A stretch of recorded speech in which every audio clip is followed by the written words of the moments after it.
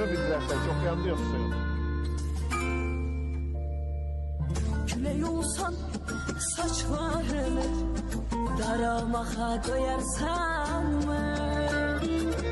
Haraylasam bülbül kimi sen çiğnime konarsan mı?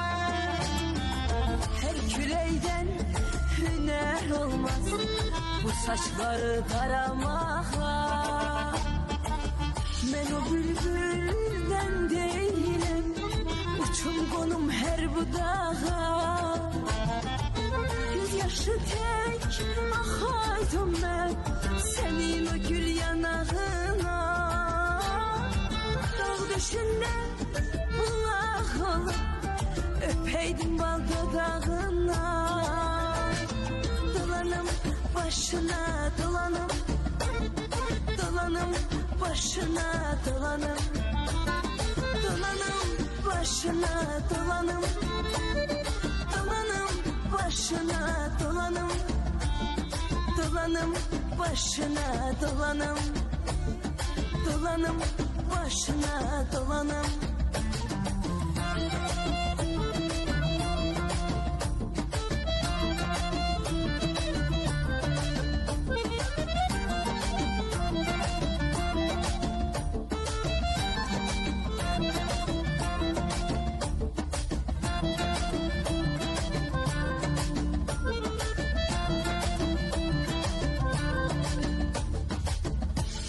Güzel üzme beni, bilirim ki yok diyarım. Kaçırdarım inan seni, bil ki bir kız bir oğlanı. Bu ne işti düştüm eşke, seni görsem üzüm gülür. Sen ki benim kısmetimsen, bu sevgini hamı bilir. Göz yaşı tek akaydım ben senin o gül yanağına.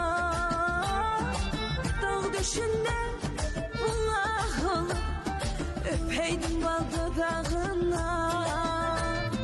Dolanım başına dolanım, dolanım başına dolanım, dolanım başına dolanım, dolanım başına dolanım, dolanım başına dolanım, dolanım başına dolanım.